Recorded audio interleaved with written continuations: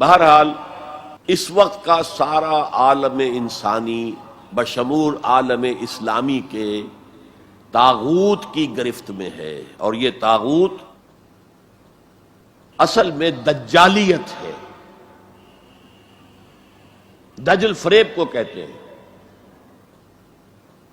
اللہ کی ذات کے اوپر اس کائنات کا پردہ آ گیا ہے، ہم اس کائنات کو پوج رہے ہیں، کائنات کو پڑھ رہے ہیں، سیکھ رہے ہیں، سمجھ رہے ہیں، خدا کو بھول گئے۔ حیات اخروی پر حیات دنیاوی نے پردہ ڈال دیا ہے، دجل اصل زندگی وہ ہے اسے بھول گئے ہیں، اور اس زندگی میں مگن ہے، گم ہے۔ کافر کی یہ پہچان کے آفاق میں گم ہے، اور مومن کی یہ پہچان کے گم اس میں ہے آفاق۔ یہ سارا نظام دجالیت کا نظام ہے، اور پورے عالم اسلام پر یہ حاوی ہے، مسلط ہے، کوئی ایک ملک بھی اس سے بچا ہوا نہیں۔ اس پس منظر میں دیکھیے، اسلام ایک اصولی انقلابی دعوت ہے، بدلو اس نظام کو، بدلو اس نظام کو۔ یہ جتنا کام مشکل پاکستان میں اتنا ہی یہاں ہے، کیا فرق ہے؟ 57 سال ہو گئے ہمیں، جو ملک لیا تھا اسلام اسلام اسلام اسلام کی رٹ لگا کر، وہ کہاں اسلام لایا؟ مسجدیں عالی شان بنا دی ہیں، ٹھیک ہے، لیکن اس کے علاوہ کیا؟ کہاں اسلام؟ کہاں اسلام کا سیاسی نظام؟ کہاں اسلام کا معاشی نظام؟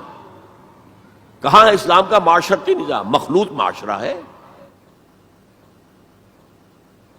صدر ضیاء الحق نے جب PIA کو ڈرائی کیا، شراب اس میں سرو کرنی بند کر دی، ورنہ پہلے انٹرنیشنل فلائٹس میں شراب سرو ہو جاتی تھی، لیکن اس نے بند کی۔ میں نے کہا، اور میں اس زمانے میں ان سے کچھ قریب تھا، میں نے کہا آپ نے بڑا اچھا کام کیا، دنیا تو یہی کہے گی کہ دقیانوسی آدمی ہے، یہ کیا کر رہا ہے، لیکن میں نے کہا آپ نے ایک چیز جو حرام ہے وہ تو بند کر دی ہے، دوسری چیز یہ ایئر ہاسٹسز جو جاتی ہیں، یہ کون سی شریعت کی روح سے جائز ہے؟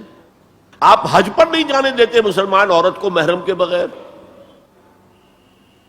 حالانکہ عام طور پر ادھیڑ عمر کی عورتیں، بڑی عمر کی عورتیں جاتی ہیں حج کے لیے، محرم کے بغیر نہیں جائے گی، نہ عمرے پر جائے گی۔ اور یہ جوان لڑکیاں جو جا رہی ہیں، ان میں کے ساتھ کون سا محرم ہوتا ہے؟ جو خاموش، کوئی جواب نہیں۔ میں نے کہا کیا کھانے اور ناشتے کی ٹرے جو ہے وہ مرد نہیں رکھ سکتے آگے؟ یہ ہے ہمارا طرز عمل کہ اسلام کی کوئی ایک چیز قبول، سر پر، سر آنکھوں پر، اور دوسری چیز جو ہے پاؤں تلے رون دی جائے، جس کی سزا ہمیں مل رہی ہے۔ الا خزی فی الحیات الدنیا ویوم القیامت یردون الی اشد العذاب۔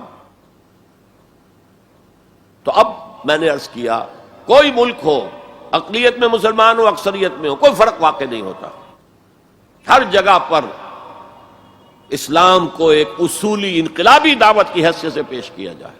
نمبر 3، اکثریت اقلیت کا مسئلہ تو اس سے حل ہوتا ہے کہ ہمارے لیے اسوہ کامل ہے محمد رسول اللہ کی ذات مبارکہ۔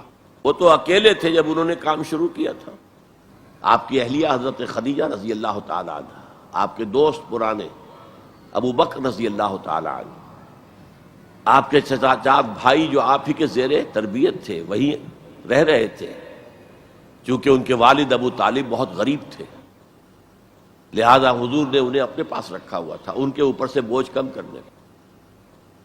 اور آپ کا وہ بیٹا، منہ بولا بیٹا جو غلام تھا، اسے آزاد کر کے بیٹا بنا لیا۔ یہ 4 تھے نا، 1+4 5،